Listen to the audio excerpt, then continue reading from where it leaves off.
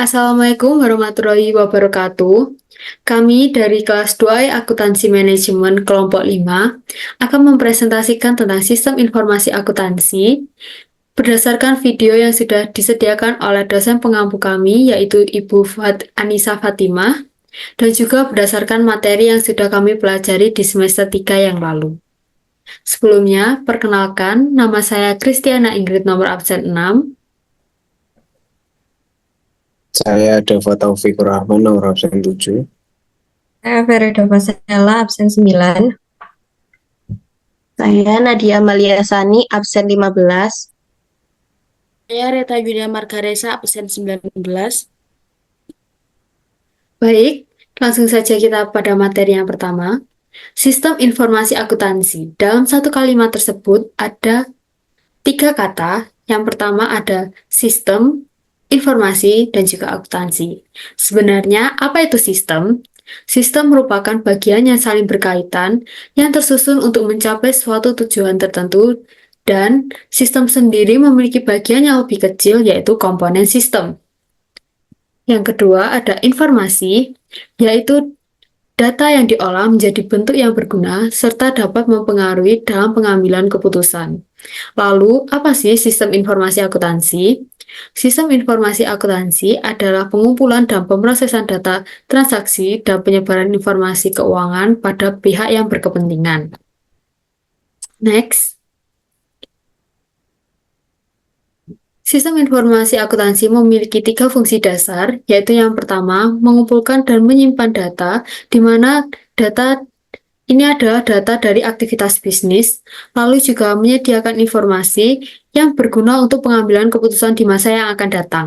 Lalu yang ketiga ada menyediakan pengendalian internal, di mana pengendalian internal ini harus sesuai dengan tujuan manajemen dan bertujuan untuk menjaga dan mengamankan data.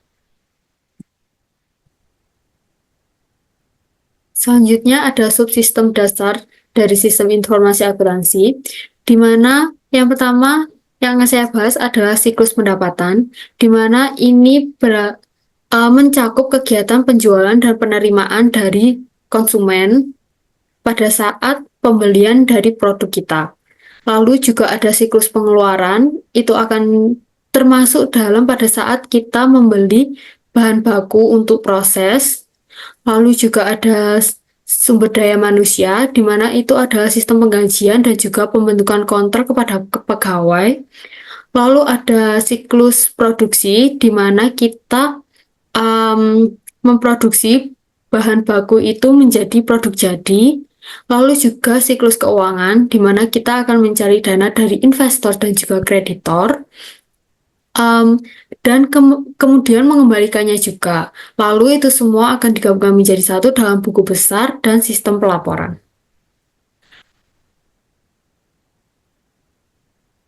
Lalu ada juga siklus dalam pemrosesan data, yaitu ada penginputan data, di mana kita akan mendapatkan data-data tersebut dari aktivitas bisnis yang lalu akan disimpan dan juga diproses menjadi hasil akhir adalah informasi yang akan digunakan dalam pengambilan keputusan manajemen dan juga dapat mempengaruhi pengambilan keputusan tersebut.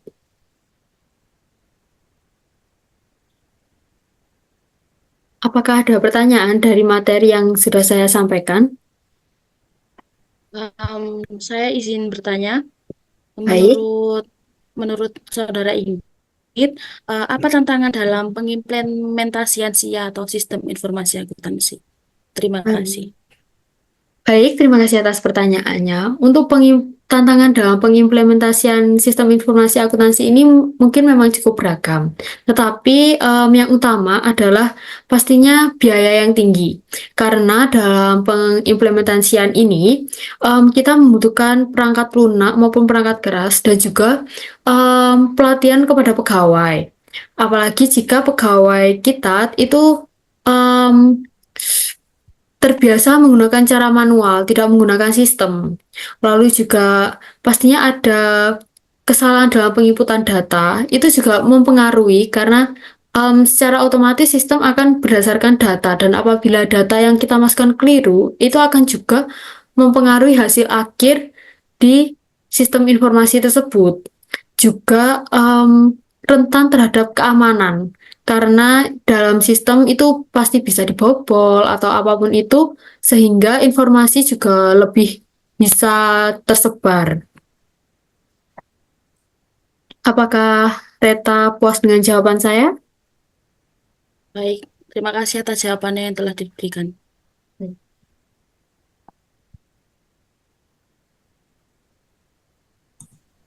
Baik, selanjutnya saya akan memaparkan materi mengenai dokumen sistem informasi akuntansi. Yang pertama adalah siklus pendapatan, di mana ini terdiri dari beberapa dokumen sumber yang memiliki fungsinya masing-masing. Siklus pendapatan ini juga biasa dikaitkan dengan siklus penjualan.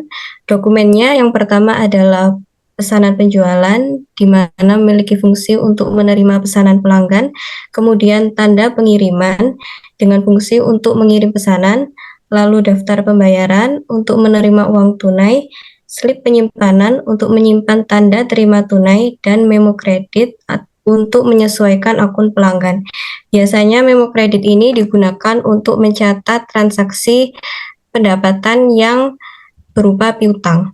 Selanjutnya adalah siklus pengeluaran, di mana terdapat beberapa dokumen. Yang pertama, daftar permintaan barang dengan fungsi untuk permintaan atas barang.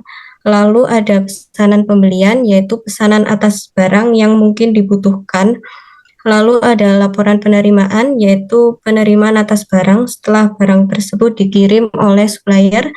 Yang terakhir adalah cek, yaitu pembayaran atas barang.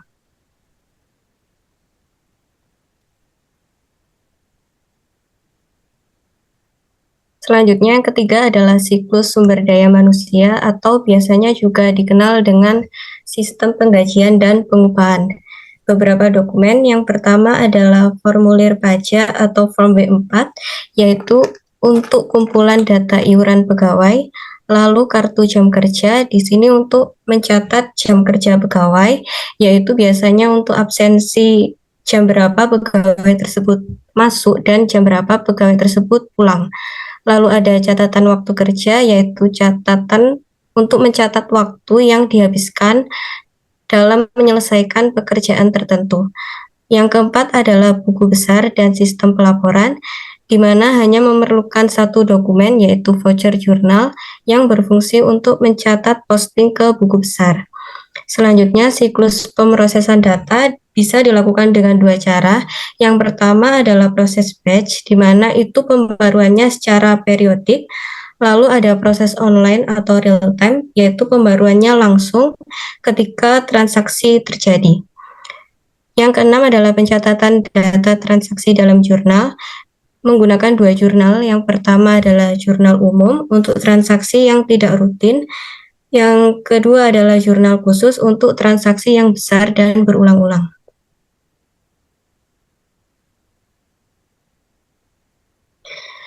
Ini adalah beberapa perbedaan mengenai jurnal umum dan jurnal khusus, di mana jurnal umum di sini terlihat untuk mencatat transaksi yang jarang terjadi. Misalnya adalah transaksi pembayaran gaji, di mana untuk debitnya adalah biaya gaji dan kreditnya adalah kas. Lalu untuk jurnal khususnya itu biasanya digunakan untuk penjualan kredit, penerimaan kas, pembelian kredit, dan juga pengeluaran kas.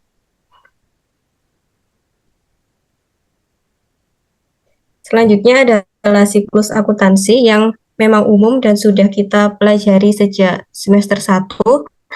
Yang pertama adalah bermula dari transaksi, yang kemudian dicatat dalam jurnal, selanjutnya akan diposting ke buku besar, lalu dicatat di neraca saldo, selanjutnya dilakukan penyesuaian, lalu menghasilkan neraca saldo setelah penyesuaian, yang selanjutnya akan menghasilkan financial statements atau laporan keuangan, lalu dilanjut dengan jurnal penutup, lalu neraca saldo setelah penutup, dan yang terakhir adalah jurnal pembalik.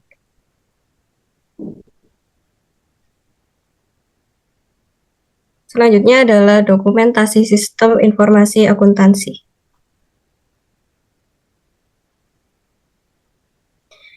Yang pertama adalah bentuk dokumentasi. Di sini ada beberapa bentuk, yang mana ini fungsinya sama, yaitu untuk mendeskripsikan alur sistem, yaitu bisa dilakukan dengan menggunakan narasi atau uraian tertulis, bagan alir, diagram, dan juga media tertulis.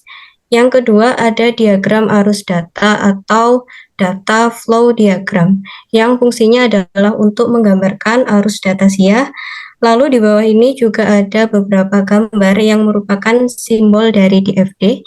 Yang pertama ini bentuk persegi panjang, itu menggambarkan entitas yang fungsinya sebagai asal data dan tujuan data.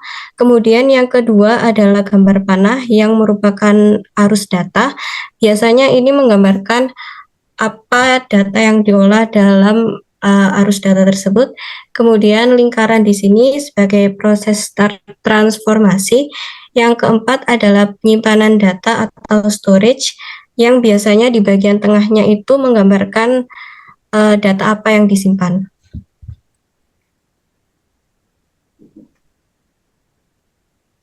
Berikut ini adalah contoh diagram arus data, di mana asalnya berasal dari pelanggan, lalu data pelanggan ini diolah, yang akhirnya menghasilkan proses pembayaran. Pembayaran tersebut akan disetorkan ke suatu entitas, yaitu bank. Selanjutnya datanya akan diupdate di buku piutang yang akan disimpan di penyimpanan piutang dagang, kemudian menghasilkan juga informasi piutang yang akan diberikan kepada manajer kredit.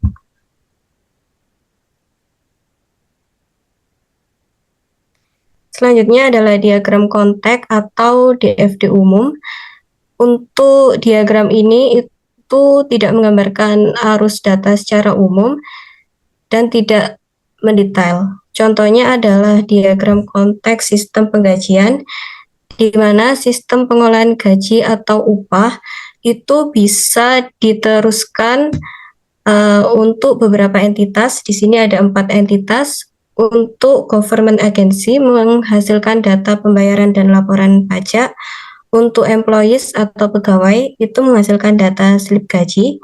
Untuk bank menghasilkan cek gaji, dan untuk manajemen itu menghasilkan laporan gaji.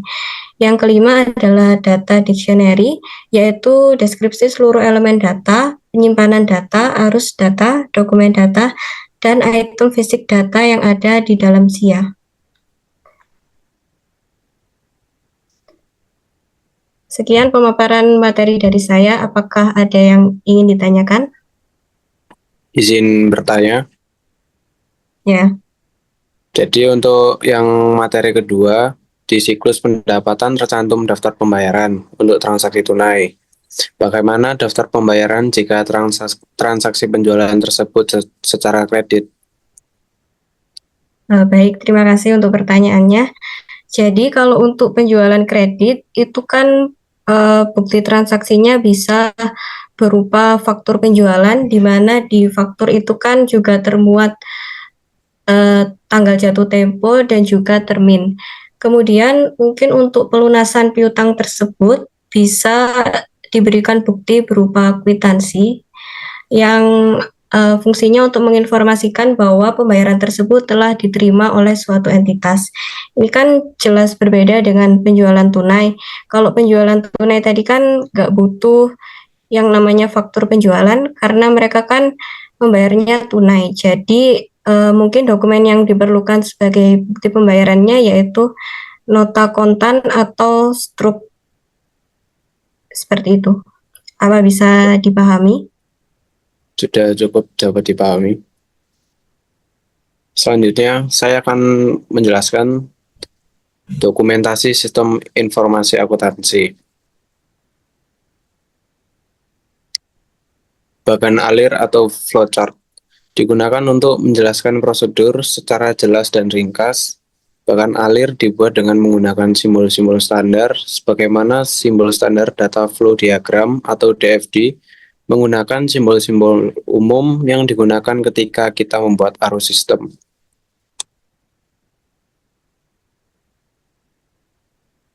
Selanjutnya, jenis-jenis bagan alir. Yang pertama ada bagan alir dokumen atau dokumen flowchart untuk menggambarkan arus dokumen dan informasi dalam organisasi. Dan yang kedua, bagan alir komputer atau bagan alir sistem atau komputer sistem flowchart dan juga sistem flowchart untuk menggambarkan hubungan input, proses, dan output. Setelah itu yang ketiga, bagan alir program atau program flowchart digunakan untuk menggambarkan urutan kerja program komputer. Ketika kita belajar menggunakan flowchart, software yang paling cocok adalah Visio. Visio adalah software resmi bawaan Microsoft yang lengkap dengan simbol-simbol sehingga kita dapat membuat bagan alir secara sistematis, terstruktur, dan juga lengkap. Selanjutnya, DFD dan bagan alir. DFD mendeskripsikan arus data sistem informasi akuntansi, sedangkan bagan alir mendeskripsikan arus dokumen atau catatan yang berisi data dalam sistem. DFD yang dijelaskan adalah arus data atau sistemnya, sedangkan bagan alir yang dideskripsikan adalah dokumennya. Jika kita akan merancang sistem menggunakan DFD, jika kita ingin arus dokumen menggunakan flowchart. Selanjutnya, ini ada simbol bagan alir. Yang pertama ini ada simbol input atau output. Dan yang kedua, dokumen 3 rangkap. Terus untuk yang ketiga, input atau output jurnal dan buku besar. Yang keempat, ada display. Yang kelima ada pengetikan online. Yang keenam ada terminal atau komputer personal. Dan yang ketujuh ada pengolahan komputer. Yang kedelapan ini operasi manual. Selanjutnya flowchart system. Flowchart adalah penggambaran secara grafik dari langkah-langkah dan urut-urut prosedur dari suatu program. Flowchart menolong analisis dan programmer untuk memecahkan masalah ke dalam segmen-segmen yang lebih kecil dan menolong dalam menganalisis alternatif-alternatif lain dalam pengoperasiannya. Flowchart biasanya mempermudah suatu masalah, khususnya masalah yang perlu dipelajari dan dievaluasi lebih lanjut.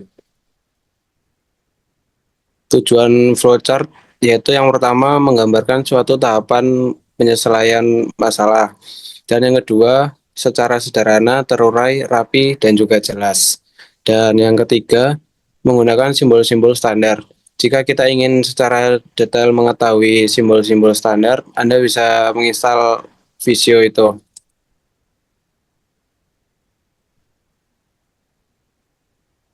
Selanjutnya ini ada beberapa simbol flowchart. Simbol-simbol flowchart yang biasanya dipakai adalah simbol flowchart standar yang dikeluarkan oleh ISO.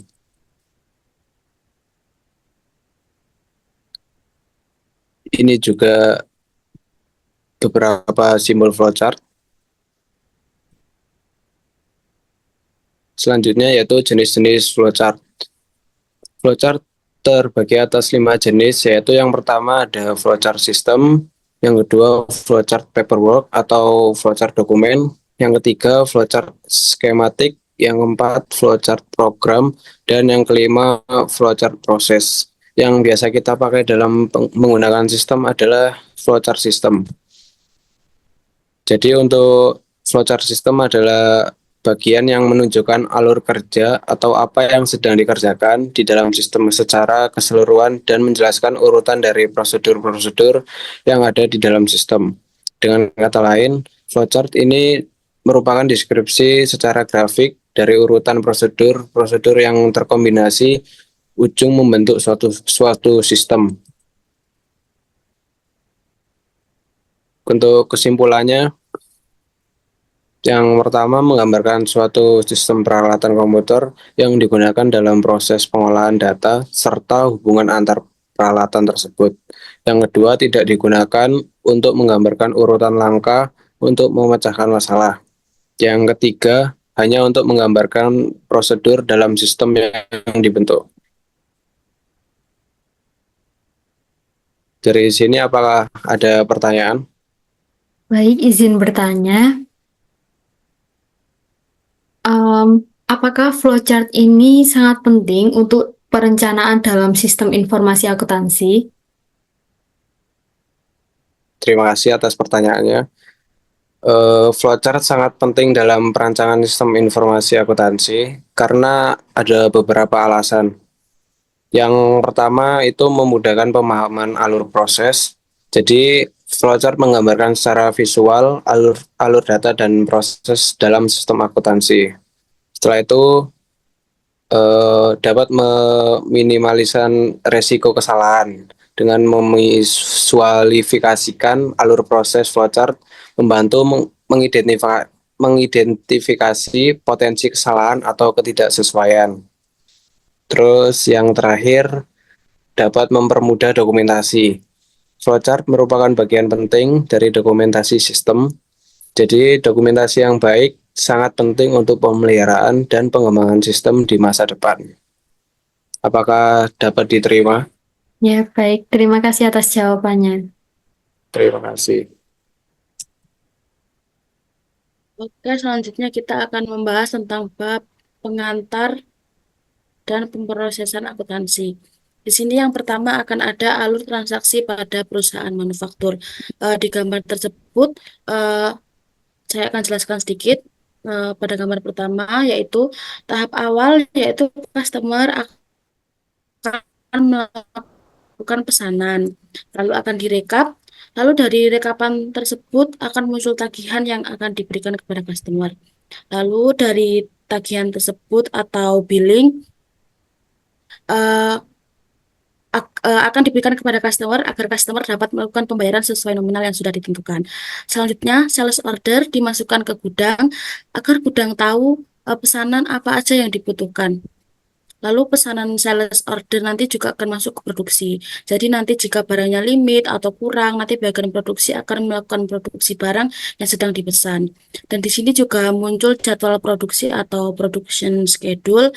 Dan jangan sampai jadwal produksi ini melebihi jadwal pengiriman karena sudah ditunggu oleh customer. Lalu kita lanjut pada gambar yang kedua, yaitu ada shipping. Lalu itu nanti dari warehouse atau gudang akan melakukan pengiriman barang yang akan ditujukan kepada customer. Dan dari pengiriman ini nanti akan muncul tagihan. Next.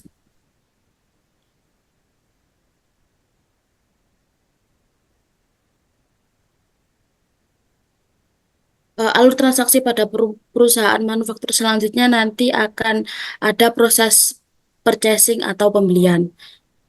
Dan akan ada receiving atau penerimaan. Pembelian ini dilakukan oleh vendor dan akan mendapatkan akun pembayaran atau akun payable. Dan selanjutnya, akun pembayaran ini akan masuk ke proses accounting. Pembayaran di payroll juga akan masuk ke proses accounting.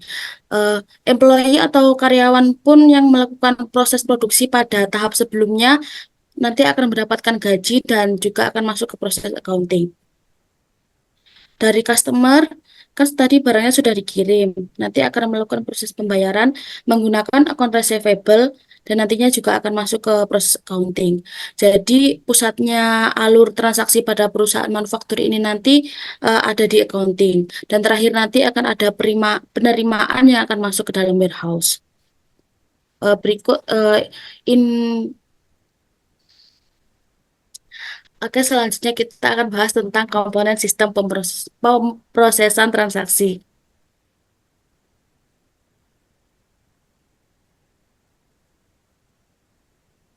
Komponen pen- Komponen penting yang terdapat pada sistem pemrosesan transaksi diantaranya ada input, pemrosesan, penyimpanan, dan output. Pemrosesan transaksi ini melibatkan jurnal dan register. Jurnal digunakan untuk untuk mencatat transaksi akuntansi keuangan dan register digunakan untuk mencatat jenis lain data yang tidak terkait secara langsung dengan akuntansi. Next.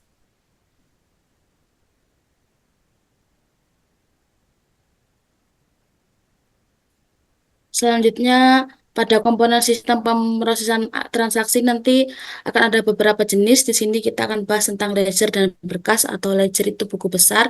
Ledger dan berkas menyediakan penyimpanan data baik secara manual maupun terkomputerisasi. Buku besar menyediakan ringkasan dari transaksi akuntansi keuangan perusahaan, sedangkan berkas sendiri merupakan kumpulan terorganisir yang terdiri atas file transaksi, file master, file referensi, atau tabel.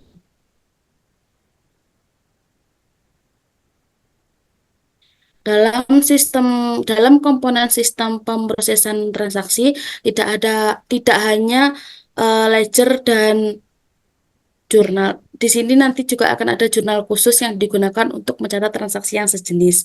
Ada beberapa jurnal khusus yang digunakan pada saat transaksi. Yang pertama ada jurnal penjualan, jurnal pembelian, jurnal penerimaan kas, dan jurnal pengeluaran kas. Jurnal penjualan nanti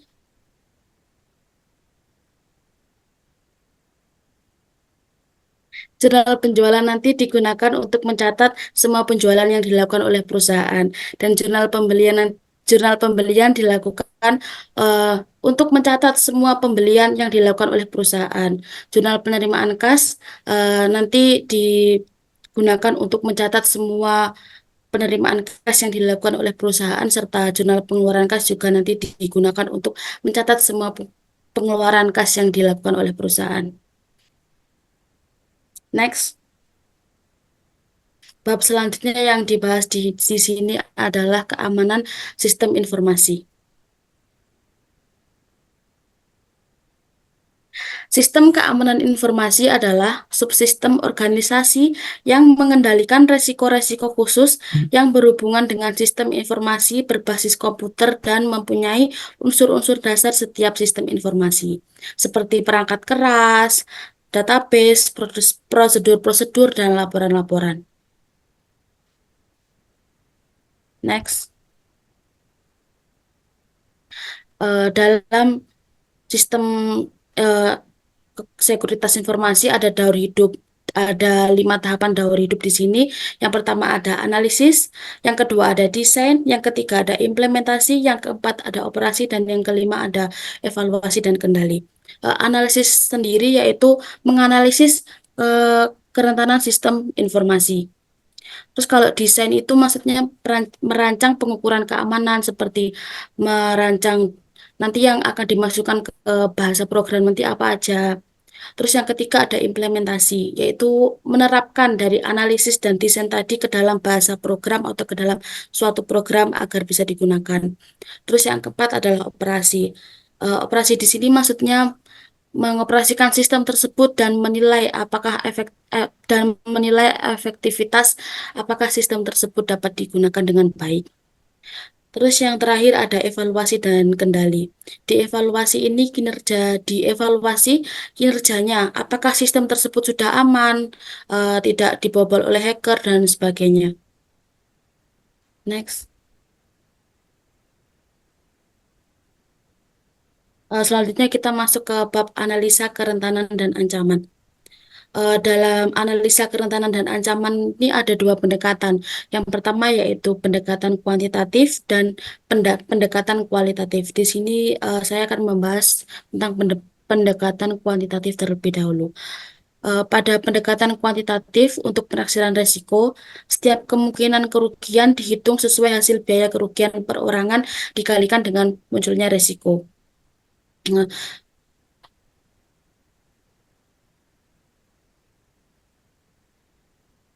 terus di sini juga ada beberapa kesulitan di dalam pendekatan kuantitatif. Yang pertama ada kesulitan mengidentifikasi biaya relevan per kerugian dan kemungkinan yang terkait, dan yang kedua yaitu kesulitan menaksir kemungkinan dari suatu kegagalan yang memerlukan peramalan masa depan.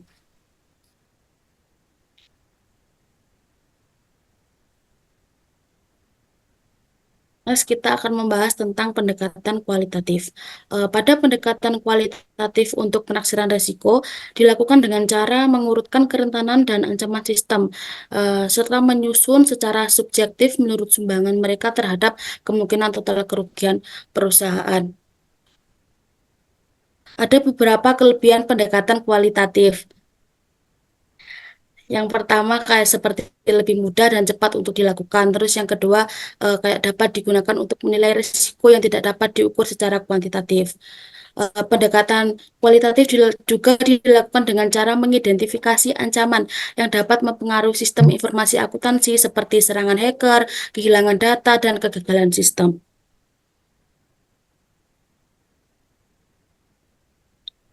Berikut yang dapat saya sampaikan. Apakah ada pertanyaan? Izin bertanya, eh, dari pemaparan materi yang telah disampaikan, tadi kan dibahas mengenai pendekatan kualitatif untuk penaksiran resiko. Nah, pertanyaannya yaitu apa kesulitan yang dihadapi dalam pendekatan kualitatif untuk penaksiran resiko tersebut? Terima Oke, baik, kasih. terima kasih Nadia atas pertanyaannya. Jadi di sini ada beberapa kesulitan dalam pendekatan kualitatif untuk penaksiran risiko. Yang pertama mungkin ada gangguan bisnis, dan yang kedua ada kehilangan perangkat lunak atau software. Terus yang ketiga ada kehilangan data untuk mengakses kayak seperti sistem diretas oleh hacker. Terus yang keempat itu kehilangan perangkat keras atau di sini bisa disebutkan dalam kasusnya seperti pencurian. Terus yang kelima ada kehilangan fasilitas-fasilitas dan karyawan. Ini maksudnya kehilangan fasilitas itu kehilangan hardware yang digunakan untuk mengakses sistem. Terus yang keenam ada kehilangan layanan. Itu maksud dari rawan kehilangan layanan itu seperti kehilangan layanan yang biasanya digunakan pegawai, ternyata sistemnya mengalami kerusakan. Jadi ada beberapa hal kesulitan yang dihadapi dalam melakukan pendekatan kualitatif untuk penaksiran risiko. Baik, apakah bisa diterima jawaban saya? Eh, Terima kasih atas jawabannya. Baik, sama-sama.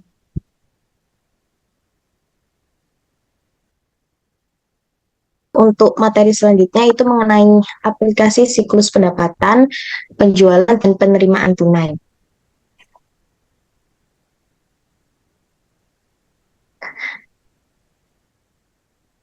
Nah, yang pertama yaitu ada manajemen proses bisnis pelanggan.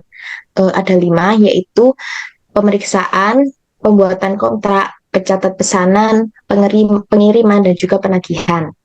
Nah, untuk pembuatan kontrak ini, jadi ini seperti kontrak antara perusahaan dengan pelanggan. Lalu, kalau untuk pencatat pesanan, yaitu pelanggan itu memesan produk apa aja ke perusahaan. Lalu yang keempat ada pengiriman, yaitu bagaimana perusahaan mengirim pesanan kepada pelanggan. Nah, untuk yang kelima yaitu penagihan, itu berhubungan dengan pembayaran.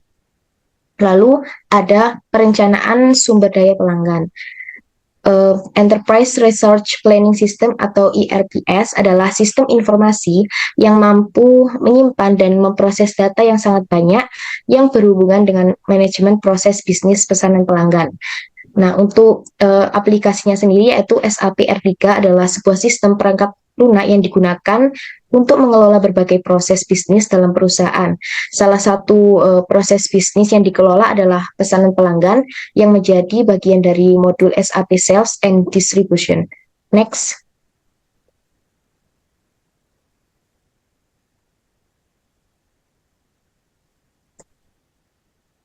Selanjutnya ada file master pelanggan. Jadi, file master pelanggan dalam SAP R3 ini berisi semua informasi yang terkait dengan pelanggan, yang memudahkan pencarian data pelanggan dalam sistem.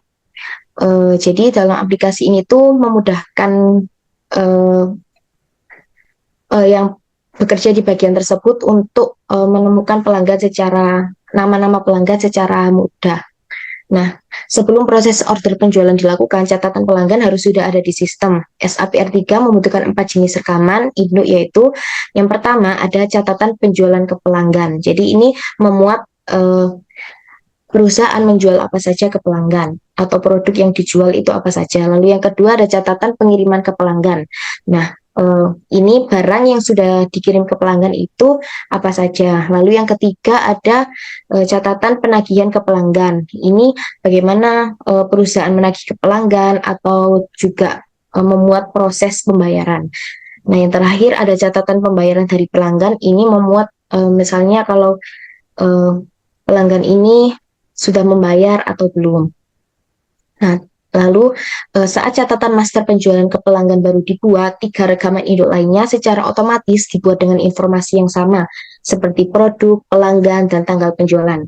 Nah, rekaman induk pelanggan harus bersifat unik, artinya tidak boleh ada data yang duplikat. Nah, jika pelanggan dan barangnya sama, nomor transaksi akan menjadi pembeda. Contohnya, misal beli barang handphone, kalau disingkatkan menjadi HP. Contohnya misal kayak HP 001, HP 002 kayak. Nah, sebelum membuat rekaman induk di SAP-R3, dipastikan penjualan ke pelanggan telah disetujui terlebih dahulu. Jadi, sebelum data pelanggan tersebut masuk ke sistem, itu harus ada persetujuan dari pelanggan. Next.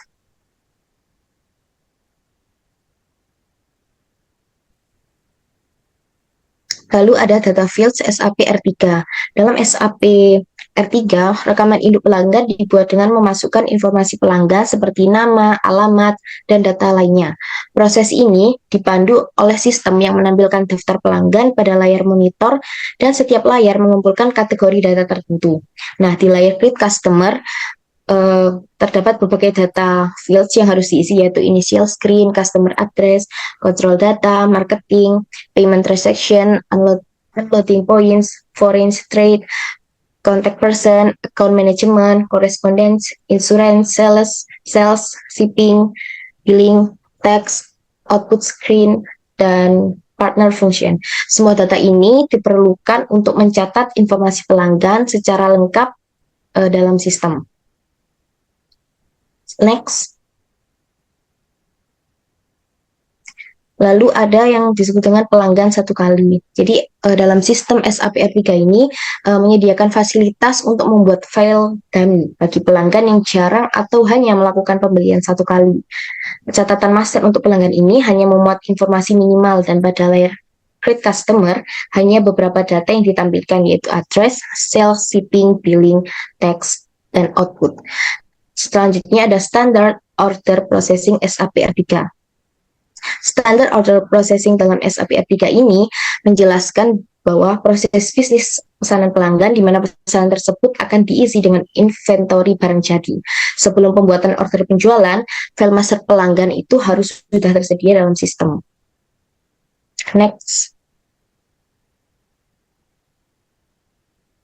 Selanjutnya itu materi mengenai bagaimana menggambarkan pengendalian untuk pengolahan pesanan pelanggan atau flowchart.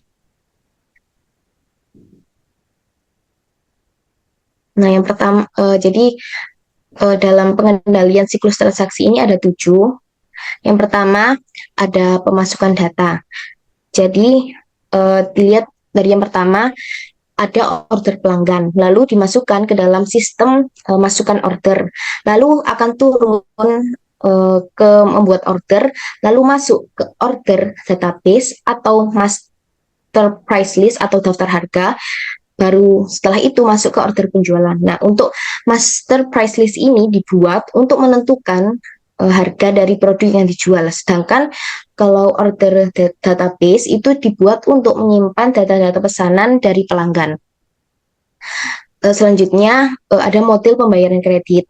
Jadi yang pertama itu langkah yang pertama ambil order baru, ini merupakan simbol dokumen, lalu masuk ke order penjualan, lalu diproses untuk persetujuan kredit, yaitu proses manual, lalu masuk ke proses kredit, yaitu proses menggunakan komputer, lalu masuk ke order database dan masuk ke file kredit dan datanya itu terpisah. Setelah itu order penjualan disetujui, itu menggambarkan simbol dokumen manual. Next. Lalu yang ketiga ada persediaan barang jadi.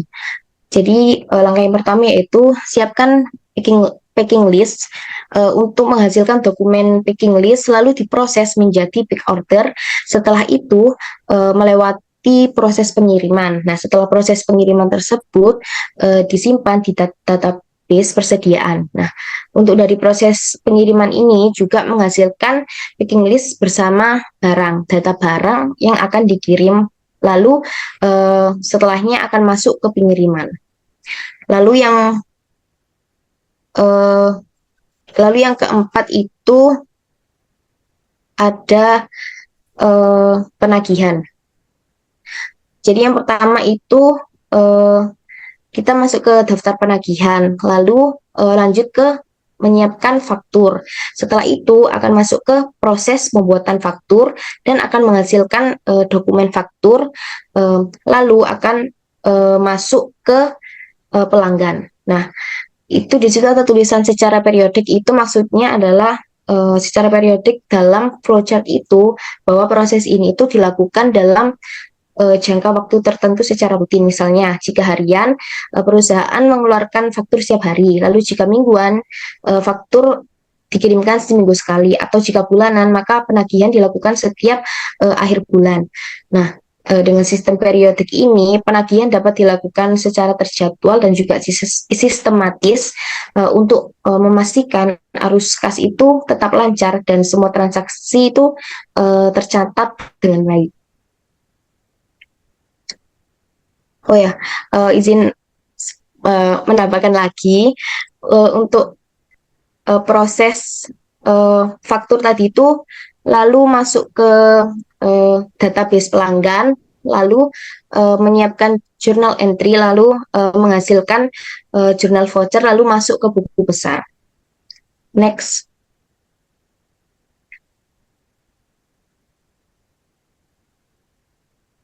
Lalu yang kelima itu ada pengiriman. Jadi di pengiriman ini awalnya itu barang jadi yang siap dikirim di packing list bersama barang. Lalu melalui proses pencocokan order pengiriman. Nah, untuk pencocokan order ini diambil dari database pesanan. Lalu akan menghasilkan packing list. Lalu pencocokan ini dilanjutkan ke proses pengiriman yang nantinya akan menghasilkan dokumen packing list bersama barang dan juga surat muat, lalu akan dikirimkan ke pelanggan. Lalu yang keenam ada piutang dagang. Nah, di piutang dagang ini dari database pelanggan maka akan melalui proses siapkan daftar posting, lalu akan menghasilkan daftar faktur di posting, lalu akan melalui proses pengecekan posting, lalu akan selanjutnya melalui proses posting faktur atau penyimpanan faktur, lalu masuk ke data buku besar piutang dagang, lalu akan ada total pengendalian, dan yang terakhir akan masuk ke buku besar. Next. Untuk yang terakhir ini, yang ketujuh adalah buku besar. Jadi awalnya yaitu piutang dagang yang dicatat itu nantinya akan menghasilkan total pengendalian.